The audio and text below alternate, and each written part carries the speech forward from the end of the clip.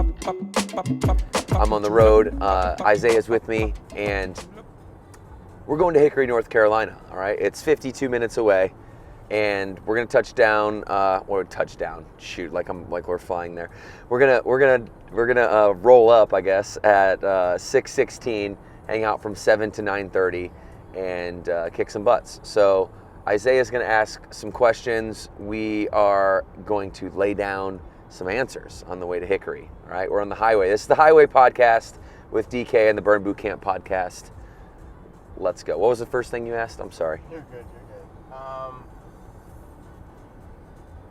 What's some of the important things about taking these tours to different gym locations? I think as the CEO, it's important to especially get out there and be on the edge of the brand.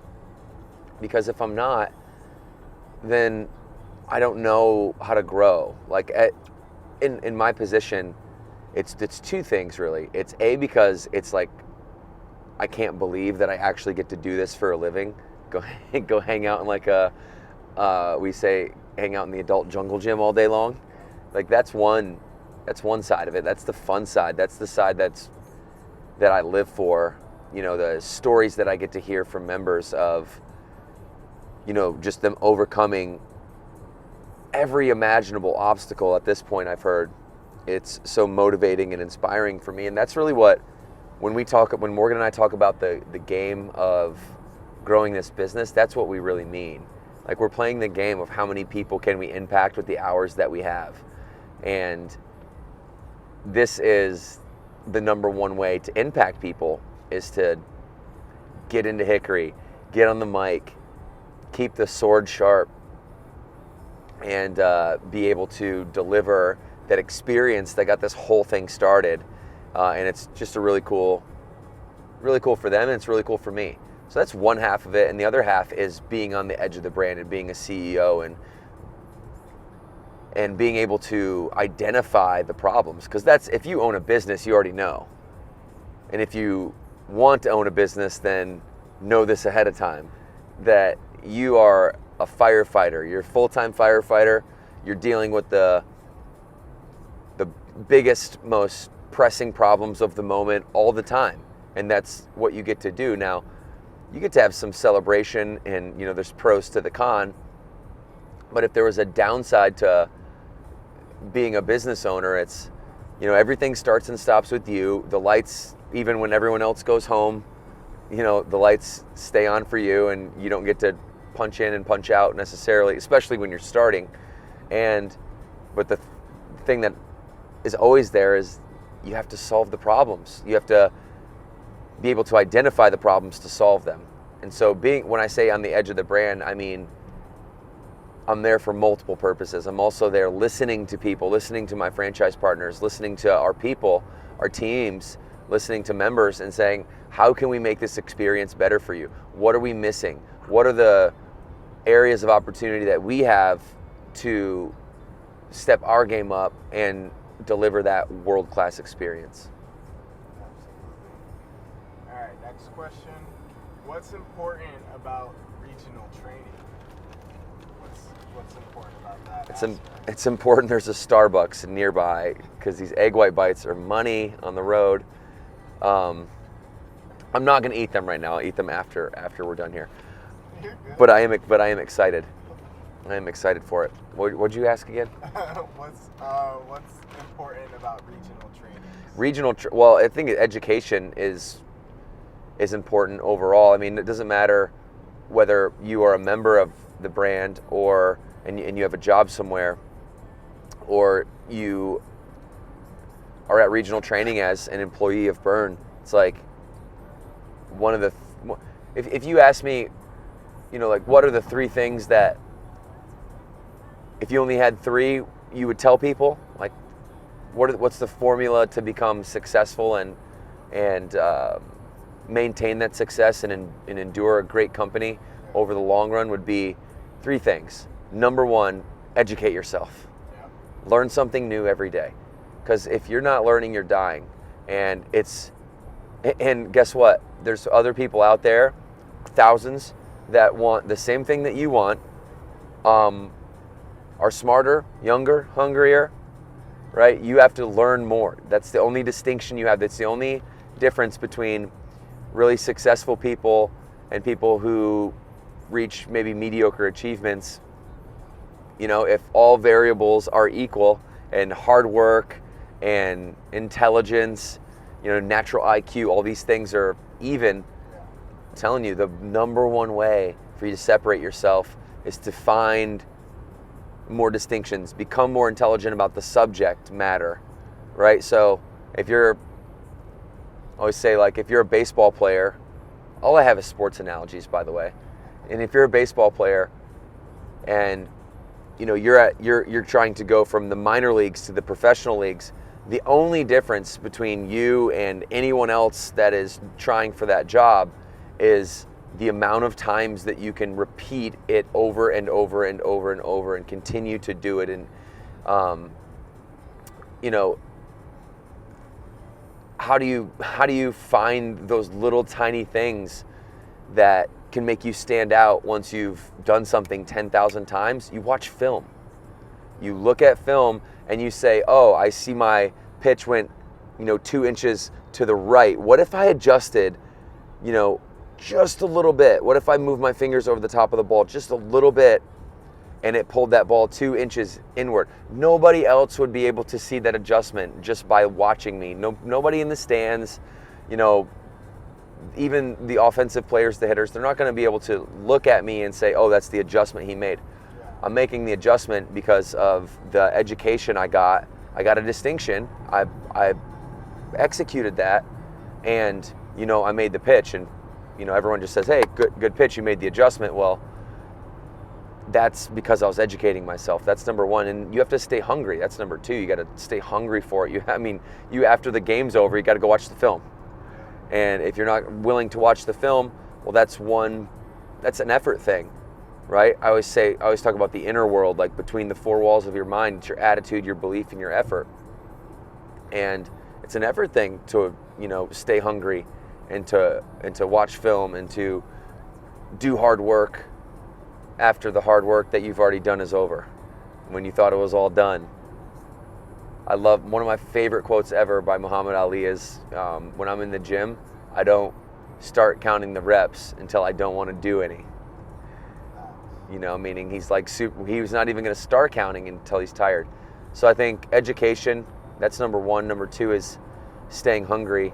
And three is moving your body, working out, demanding more of yourself physically, because that, you don't have to worry about the mind-body connection, the physiology, you know, the chemistry in your body. When you ignite that, when you get it going, you get your heart rate up and you get your blood circulating, there is nothing in this world that can replace the chemical mixture that you are creating that has a direct impact on your psychology, right? So it's like, how do you get your mind right?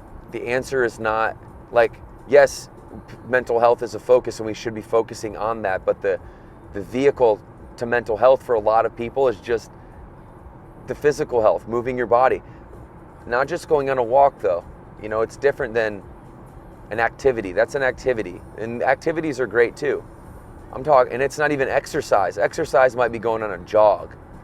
I'm talking about a demanding workout, something that requires a character that you do not yet have. It requires it to come out in order for you to complete it. That feeling that you get of nervousness before you're about to do something big that, you know, I think is created at our locations at Burn are, the difficulty of the workout is part of the magic, right? It's like 50% of it is just showing up there, right? Because when you show up there, you've overcome yourself mentally, and that's giving you, you know, you're feeding your confidence, and you're starving your fears. You're starving your excuses, because you become a person that can do those things over time if you just keep stepping in and you keep stepping in and you keep stepping in. So it's education. Educate yourself, learn something every day, stay hungry. Only the hungry will survive, and do demanding workouts every day, because that's your practice. That's your tools. That's your tool rather. That's the one thing that you have that's under your control that can impact your entire inner world immediately, directly. When I say inner world, I mean your health, I mean your beliefs, your attitude, and your effort. And if you're not working out, if you're not, doing demanding workouts, if you're not pouring into yourself, and you're not purpose-driven, you're not hungry, then it's going to be really hard for you to find motivation. It's going to be really hard for you to do anything. So yeah, that's if I could give one seminar and I had 3 hours to teach people what success was about, I would spend the entire 3 hours on those 3 things, convincing them that, hey, this is it. Everything on top of this is marginal. All right.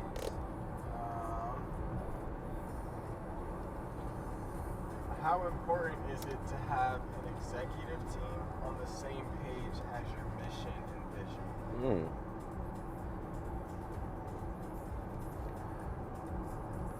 So the question is, how important is your executive team to the mission and the vision? And the answer is vitally important. There was once a day when I was a young, I think naive entrepreneur that thought I was the only one that could, train camps like I could, or I was the only one that could, convince, persuade, motivate, inspire people to partner with us and, open locations. And that is 100%, every time that thought goes through anyone's head, is 100% of the time that your ego talking. And, it's, and everybody has that. And you have to shut that down early, because if you don't shut it down early while it's a baby, it grows bigger and bigger and bigger, and that ego turns into narcissism, and it's not a good look. It's not a good look. I know many successful people who are complete narcissists, and I have to argue with myself internally about what is success, right? Because isn't it to do what you love with who you love, when you love, where you love, and continue to dictate and define the reason why you love it. Something like that to me. And I was wrong. And I remember in Huntersville, when we were first getting started, I was so nervous about backing off from being a trainer, because I've done over 15,000 camps in my career, and the vast majority of them were the first 7 years. Doing 42 camps a week, and then running the business for another 40 hours a week for basically the first 7 years. It taught me everything. It taught me how to be a leader. It taught me how to become a speaker. It taught me how to motivate and inspire people. It taught me, that there's only a handful of different personalities and a handful of problems that are all common, and that there's certain answers that are themes, that if we just put these themes or these habits and these rituals into place, then we can change ourselves, and we can change our lives for the better. We can transform ourselves, right? And I think it was born out of me really caring and me not wanting to screw it up. But at the end of the day, I had to share that responsibility, because if I didn't, then we wouldn't be here where we are now. It's like I convinced myself, although it was hard, that I needed to work myself out of a job, and I needed to be constantly grooming the next leaders behind me, because that's what leadership really is. Leadership isn't, how can I manage people, and how can I, get a result and take credit for it, me and my team, right? It's like, how do I manage people, lead people to a point where I'm actually intentionally grooming them for my job, so I can elevate myself. And I'm constantly looking to get out of the job that I'm in, for sure. And there's no chance that was like the seed to me understanding, hey dumbass, like you you got to open your mind up here, and you got to grow up a little bit, and you have to surround yourself with people that are smarter than you, and we've done that. And so now my executive team and then we have like 3 levels at HQ, and executive team consists of 9 people, Morgan and myself, and we get to make all the decisions for the brand. We have governing bodies that help us because we need it, because we're 11 people trying to make decisions for, at this point, I think there's like 4,500 employees in Burn Nation and team members. So they're vitally important. The Franchise Advisory Council is vitally important. We are on the phone all the time trying to learn about the brand in different areas through the lens of our franchise partners. And without them, this is impossible. They're dedicated, loyal, hardworking, want to see the brand grow. Maybe not as much as I do, and I don't expect them to ever want it to grow as much as I do, but they would probably argue that, and I would welcome that argument, because I do see them pouring into it. And we're a family company, and we're 100% owned by the family, and part of that family is some of the leaders that sit around our table. So sharing the love as we continue to grow Burn, and we're going to keep pouring back in and look for more leaders and continue to build leaders. That's our mantra, right? We're the leadership factory, right? We're taking members and Burn ambassadors and operations managers, and we're not necessarily wanting to go out to other fitness brands. We're wanting to groom our people, the culture that we have, that we think is special. We want that to really permeate deep into culture.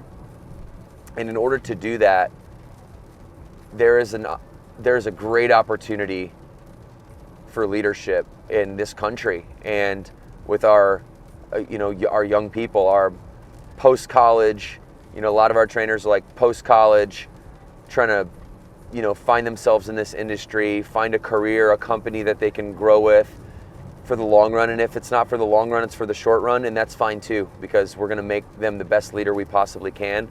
And we're not going to wait for them to have a title to do so. We're not going to wait for money to change hands with members before we start teaching them how to take responsibility for themselves and their families and their health. We're just going to start teaching them. And if we get to the privilege and the opportunity to be in their presence and meet them and spend time with them, well, we're going to maximize that. And I think that's important. I think the world needs that.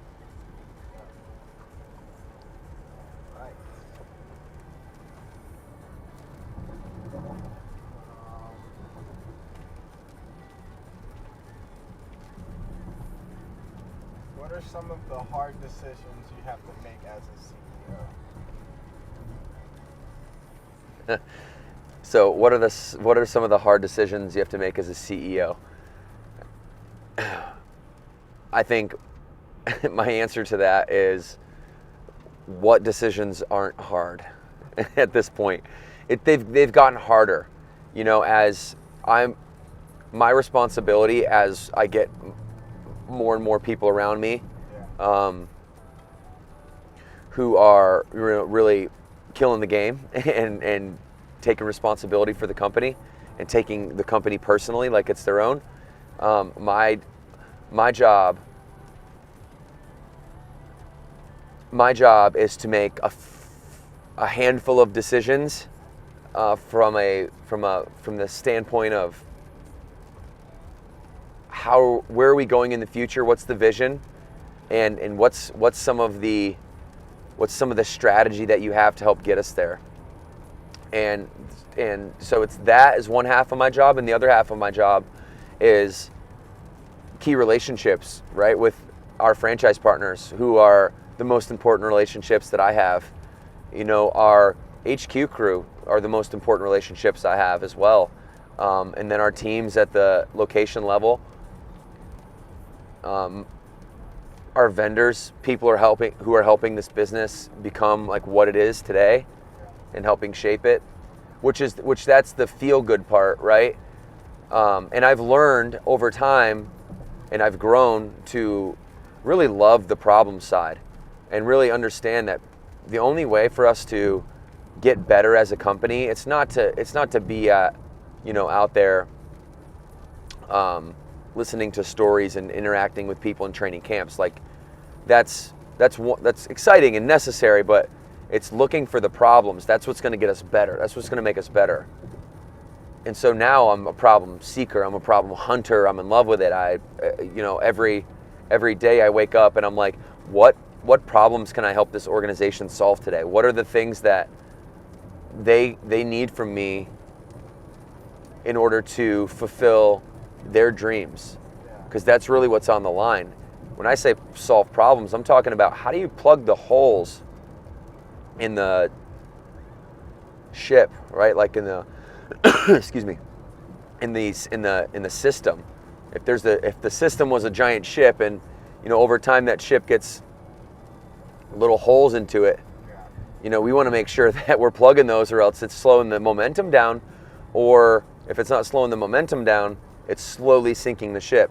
So you have to constantly pay attention and maintain the business. The business can't just get to a certain point and people might think that it just goes now. It doesn't just go. Like you have to continue to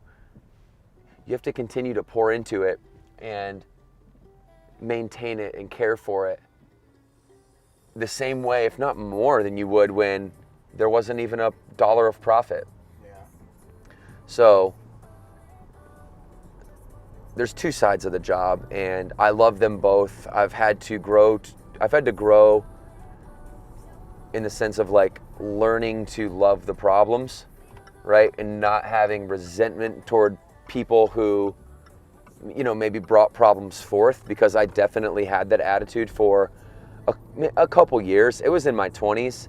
Like it was like, I think once I crossed over into my 30s, and especially I think that was one of the instances, but also the pandemic was another, like that first year, I grew more as a leader than I had in the last 10 years, because there's nothing but really difficult problems every day. And it's not only the most difficult problems that I've ever dealt with, it's the most difficult problem that I've dealt with day after day after day after day, and you don't know what's coming next, right? It was just, okay, you solved today's biggest problem, you're still standing, let's do it again tomorrow. And having zero progress, feeling like you're treading water, gets tiring after a while. If you ever tried to tread water for like 5 minutes, it's hard, right? Like it was metaphorically treading water. And, but it calcified me in a way to say like, I now have this galvanization, this coat of armor, not to, push back problems or to not let problems affect me. I'm not talking about like this armor where I'm not hearing things, right? I'm talking about where I can hear things, I can listen to other people's issues that they have with the organization and not take it personally, right? That's the distinction. It's just that you don't take it personally, and realizing that the reason that they're bringing the problem forward in the first place is because they actually care. Because why the hell would they bring the problem forward if they didn't care? They would just be silent. In a business, silence is the worst, Like, even in the family, silence is the worst. I want my kids talking to me. I want them telling me their problems. I want them feeling like they can relate to me, that I'm going to not, reprimand them or judge them for having these problems, that they can come to me and we can solve them, and I'm a safe place for you to come. And instead of what most people do is they'll kind of stiff arm you if you come to them with problems and say, stop bringing me problems and start bringing me solutions, right? And it's like, okay, I get that to a certain extent, like, but if you're a professional or you're a leader, right, of your family or of your church or a business, 90% of that leadership is listening to what people say, and 5% of it is siphoning through the things that you should be paying attention to versus the ones that you shouldn't be paying attention to, and the remaining 5% is executing. So I love it now. I love the problems. They help me help you guys better, and that's what I'm really after. And when you stay focused on that outcome, right, of that vision, that purpose, it's like, how many people can we impact and how fast can we do it? Well, people have a lot better ideas than I have, so I need to listen to them. I'm not that smart. All right.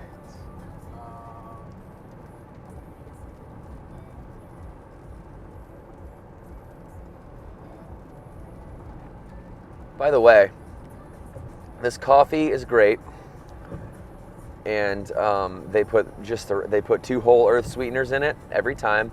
That's why I love Starbucks. They don't miss. Starbucks doesn't miss, and their culture is great. I was talking to Isaiah while we're in the Starbucks line just about the culture of Starbucks and their amazing story of how they've grown. They're like the crown jewel of brick and mortar service businesses. And I say service because that's what they've done, is they've created a service. Coffee is like, it's whatever. I mean, it's beans and water, right? There's no, like, if you might get like a coffee connoisseur to be able to, distinguish the different coffees, but the average person tries a coffee from here or there, and it doesn't matter. What makes it taste better or worse is the logo on the cup. And Starbucks has just done such an incredible job, speaking of leadership and staying on the edge of the brand and building a company culture from the inside out. They've just done such a good job of that. I mean, in the Chinese culture, when they were expanding to China, Howard Schultz, who's like a hero of mine, I wish I could meet him one day. I just so admire what he comes. He comes from like the projects in Brooklyn, very similar background to me, and just saw his dad going through it and was like, never again, like never me, never that, and made that decision, and then 40 years later, there's 36,000 Starbucks, and they're built off of service, right? They're built off of the aroma, the ambiance, the experience, the things that surround the product, and the feeling that people get when they go to Starbucks or hold a Starbucks in their hand, the feeling of luxury and comfort and a place of belonging. I mean, I used to sit in there. I used to sit in Starbucks when I first moved to like Charlotte area, because we lived in Uptown, and I would drive north to Huntersville, and I would sit in Starbucks for 5 hours a day, and they just let me sit there. I'd order, I'm broke, so I order coffee, right? I'm eating lunch at my house because it's cheaper. I'm not eating lunch at Starbucks. I'm not living the egg white bite life at that time. But listen, they not once ever told me, hey man, you've overstayed your welcome here. I went there every day, and I was a part of their little family and their little culture, and they knew my name. And I would sit there and I would work on marketing stuff, and because it was right down the road from where we had the first parking lot camp.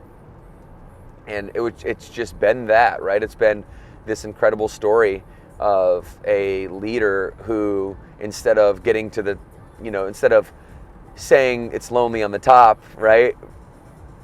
Called that bluff from the beginning and put people on his back and carried his people up the mountain with him. And it's not lonely at the top if you're willing, to carry people with you from the beginning.